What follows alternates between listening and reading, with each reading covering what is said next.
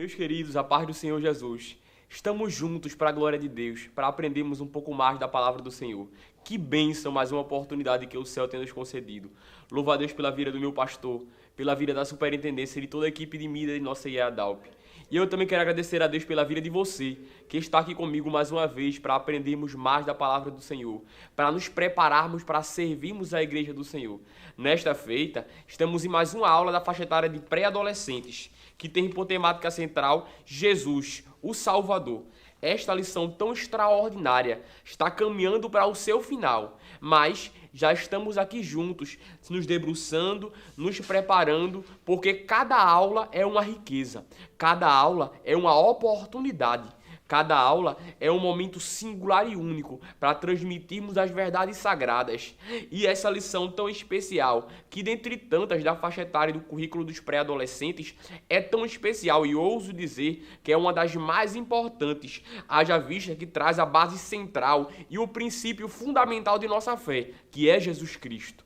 Estamos estudando nessa lição um pouquinho do que chamamos de Cristologia, a doutrina de Cristo, aquilo que ele ensinou, aquilo que ele foi, que ele é e que ele representa para a nossa história como igreja, como salvos. E a lição de hoje, a lição de número 9, tem por título Jesus, a única ponte com o Pai.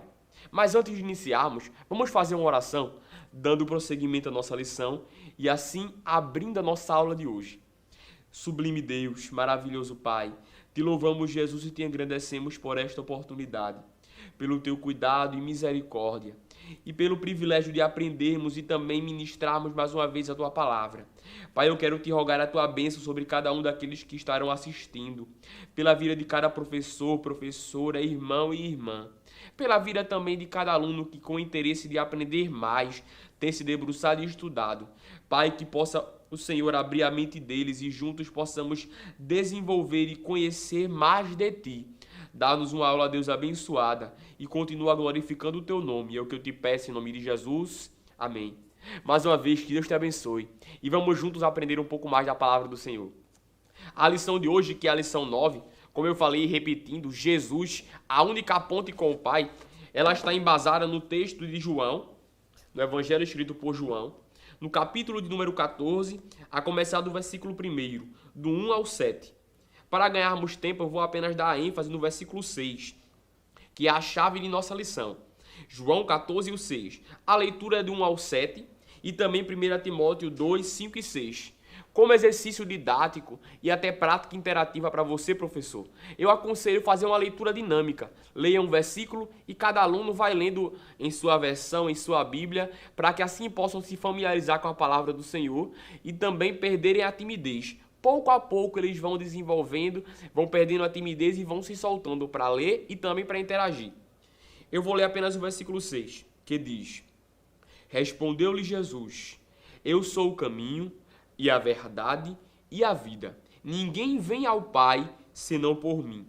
1 Timóteo, capítulo 2, e o versículo 5 e 6, que nos diz: Porquanto há um só Deus e um só mediador entre Deus e os homens, Cristo, homem. Ou em outras versões, Jesus Cristo, homem. E a nossa Bíblia diz de hoje, que em outras faixas etárias chamamos de memorizando, está em Atos, no capítulo de número 4 e o versículo 12. A linguagem que nossa lição comumente usa é a linguagem NTLH, a linguagem de hoje, que nos diz: a salvação só pode ser conseguida por meio dele, ele, Jesus, pois não há no mundo inteiro nenhum outro que Deus tenha dado aos seres humanos, por meio do qual possamos ser salvos. Como de costume, a nossa lição tem 3 objetivos principais, que são eles: aprender que Jesus é o único mediador entre Deus e os homens. Aqui vai nos dar a possibilidade de entendermos o que é mediador, o que significa alguém ser mediador, qual é a função de um mediador. Compreender, segundo objetivo, que Jesus é totalmente homem e totalmente Deus. Por fim, entender que um relacionamento com Deus deve ter como base a fé. A nossa lição, ela vai se iniciar com a ilustração, o nosso comentarista, ele vai dar a oportunidade e vai dar como conselho e auxílio didático para o professor uma ilustração para que assim possa iniciar a sua aula. Eu acho muito relevante para você, professor, vejo muito importante como auxílio e até mesmo como ilustração, já que o visual ajuda bastante na hora do aprendizado, você usar essa ilustração, que é justamente a ilustração da ponte. Um caminho entre outro, que a lição vai nos mostrar, e um abismo entre o primeiro caminho, que significa os homens, e o outro lado do caminho, que é Deus. Um caminho com o nome nós, e do outro lado, Deus. E entre esses dois caminhos, um grande abismo, com o nome pecado. Para entendermos a situação e o estado da humanidade antes de Jesus entrar em ação. Antes do plano de salvação do Senhor entrar em prática. Qual era o estágio da humanidade? Vamos ver isso mais adiante, quando chegarmos no segundo tópico de nossa lição. Mas eu já jogo isso como conselho e como dica para você, professor. Usar essa ilustração da ponte entre um grande abismo e este abismo mostrando a separação que existia entre os homens e Deus por consequência do pecado. A nossa lição, ela vai iniciar como objetivo nos mostrar que o sacrifício e a ressurreição de Cristo foi aquilo que veio para trazer ao homem novamente a oportunidade de ter intimidade com Deus. Haja vista que a única coisa que pode separar o homem de Deus é o pecado. Por isso que disse o profeta que os vossos pecados fazem separação entre vós e Deus. Por isso que o primeiro tópico de nossa lição vai dizer o seguinte: não há outro caminho que nos leve a Deus. Este primeiro tópico, ele vai dar justamente isso como respaldo e como abertura de lição, para nos mostrar que somente Jesus é o caminho, que somente Jesus é aquele que pode nos aproximar de Deus, e somente através dele que o homem pode se achegar a Deus. Aqui já nos dá respaldo para falar sobre a questão dos santos, sobre a questão dos ídolos. Por isso que a lição ela vai nos dar este tópico, que até mesmo Abacuque vai falar de homens que constroem com suas próprias mãos ídolos e eles mesmos os adoram, se assemelhando a eles e se tornando até mesmo piores do que eles. Aqui também nos dá a possibilidade de fazermos uma comparação e explicarmos para os pré-adolescentes a relação da Igreja Católica com os santos, a relação de nós como cristãos pentecostais evangélicos com os santos. Por que não adoramos Maria? Por que não veneramos a Pedro? Por que não adoramos a Paulo? Por que não oramos a Maria? Vamos entender que estas pessoas, ainda que santos, porque o conceito de santo em relação ao homem não tem nada a ver com perfeição, mas sim com separação. Então santo é aquele que é separado, santo é aquele que é reservado, santo é aquele que se distancia do pecado e se volta para Deus. Maria é santa em relação à separação. Pedro é santo em relação à separação. Paulo é santo em relação à separação. Mas nenhum deles era digno e é digno de adoração. E a própria Bíblia vai nos mostrar isso. Qual é o respaldo para explicarmos isso aos pré-adolescentes? Com a possibilidade de haver talvez um católico na sala ou um ex-católico em sua aula, para que assim possa esclarecer, já que a nossa missão como professor é jogar a luz sobre os alunos. Em Lucas, no capítulo de número 1, a começar do versículo 46, vai nos dizer o seguinte: as próprias palavras de Maria. Então disse Maria: a minha alma engrandece ao Senhor, e o meu espírito se alegra em Deus, meu Salvador. Veja o versículo 48. Porque contemplou na humildade da sua serva, pois desde agora todas as gerações me considerarão bem-aventurada. Entendemos aqui que se Maria é serva, ela não é digna de adoração. Se Maria é serva, ela não é digna de glória. Se ela é serva, ela é limitada e também sujeita às dificuldades dos homens. Um exemplo disso é o que Tiago vai falar sobre Elias, que era sujeito às mesmas paixões. Outro exemplo interessante encontramos em Atos, no capítulo 10, os versículos 25 e 26, quando Pedro chega na casa de Cornélio e Cornélio se prostra diante dele para o adorar. Mas ele vai dizer: não faça isso porque eu também sou homem.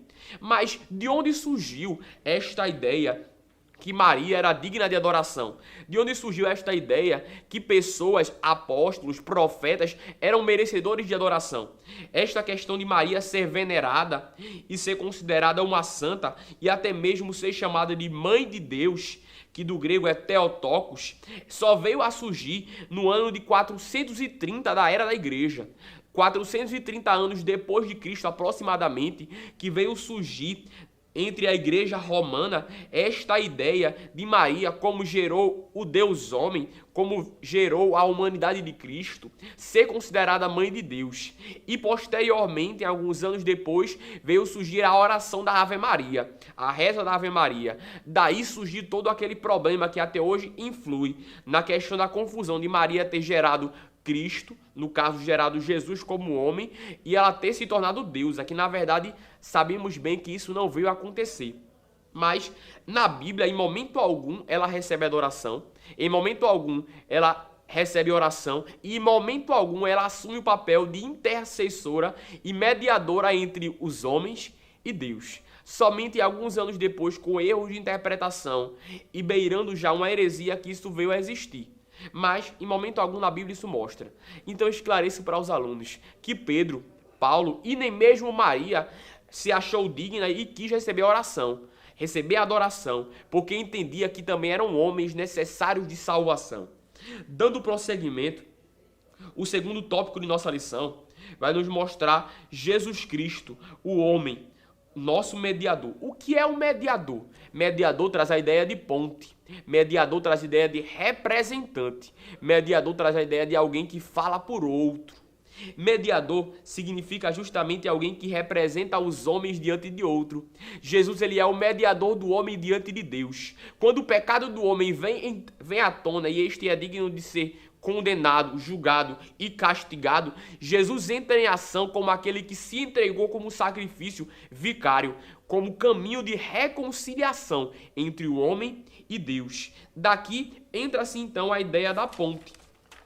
Daqui então entra-se a ideia da ilustração, que no abismo que o pecado causou, trazendo separação entre Deus e o homem, Jesus Cristo vem para ser a ponte que reaproxima o homem de Deus. Por isso que Jesus disse: eu sou o caminho, a verdade e a vida. E ele continua: ninguém vem ao Pai senão por mim. Porque o único que está em Deus e se colocou entre os homens foi Jesus. Por isso que Paulo vai dizer Jesus Cristo homem, o único mediador entre Deus e os homens. Dando prosseguimento, Jesus também vai dizer nos muitos eu sou, dos 7 eu sou, para ser mais exato, do evangelho escrito por João, no capítulo 10, o versículo 9, o seguinte: eu sou a porta. Se alguém entrar por mim, entrará e sairá e encontrará pastagem, alimento. Ou seja, Jesus, ele é a ponte que nos aproxima de Deus, mas também é a porta que nos leva até a salvação. Continuando, este segundo tópico também nos mostra a questão da justificação que somente Cristo traz para o homem. O estado do homem era deplorável e de plena condenação e total corrupção. Mas Jesus, através da sua graça expressa e revelada, vai trazer ao homem perdão e esperança. O comentarista vai dizer: ele nos deu a salvação. Por causa da graça de Deus, somos salvos. Efésios capítulo 2, versículo 5. Por isso que Paulo disse aos romanos: justificados, pois, mediante a fé, temos paz com Deus. E o terceiro tópico de nossa lição vai dizer justamente o motivo ou como podemos nos aproximar de Deus. Se fôssemos resumir salvação em 3 palavras, seria Jesus, graça e fé. Jesus, o único caminho. Graça, a única forma. Fé, o único meio. Por isso que o escritor aos Hebreus vai dizer que aquele que se aproxima de Deus tem que crer que ele existe e que é galardoador daqueles que o buscam. Por isso que ele vai dizer no versículo 1 do capítulo 11 que a fé é o firme fundamento das coisas que se esperam e a certeza das coisas que se não veem. Por isso eu posso afirmar, e o terceiro ponto vai nos trazer esta ideia, que somente através da fé em Jesus o homem pode se reaproximar de Deus. Também vai nos dar a ideia e nos mostrar que a graça e a fé lançam fora o medo e nos trazem de volta para perto do Pai. Por fim, fechando o último tópico, também podemos extrair a verdade que, através de Cristo, o véu foi aberto, o caminho foi refeito e a intimidade foi restaurada, com base em Hebreus, no capítulo 10, e os versículos 19 e o 20, que nos dizem: Tendo, pois, irmãos, intrepidez para entrar no Santo dos Santos, pelo sangue de Jesus, pelo novo e vivo caminho, que ele nos consagrou pelo véu, isto é, pela sua carne, e tendo grande sacerdote sobre a casa de Deus, que é o próprio Jesus. Com isso, aquilo que era barreira entre Deus e os homens, o pecado, aquilo que limitava os homens comuns de se aproximar diretamente de Deus, o véu, aquilo que foi desfeito em consequência da desobediência, a intimidade, tudo isso através de Cristo foi restaurado. Por isso que Paulo, no capítulo 8, versículo 15 de Romanos, vai dizer que nós não temos mais um espírito de escravidão para que tenhamos medo, mas temos um espírito de liberdade, no qual fomos adotados como filhos e podemos dizer para Deus: Abba, Pai, meu paizinho. Concluindo a nossa lição de hoje, podemos resumir muito bem em uma frase que eu vi e achei muito interessante nas redes sociais, que diz: todos os caminhos te levam a Deus como réu, mas somente um caminho te leva como filho, Jesus. Então, seja ministro de Deus para o seu aluno. Leve a ele esta compreensão. Somente a partir de Jesus, somente em Jesus, alcançamos salvação, perdão, libertação e intimidade com Deus. A nossa lição ela é muito rica. Há muitos outros respaldos e subsídios que você, professor, pode usar em sua sala de aula.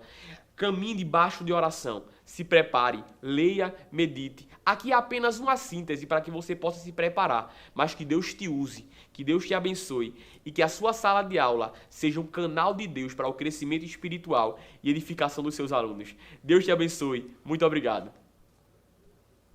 Você sabia que a Livraria Arca Missionária vai até você? Pois é, para sua melhor comodidade, sua livraria agora dispõe dos serviços de entrega. Tudo isso para que você, amigo leitor, desfrute de boas literaturas sem sair do conforto da sua casa. Entre em contato conosco através do nosso WhatsApp 81982867808 ou através das nossas redes sociais. Livraria Arca Missionária, cada dia mais perto de você.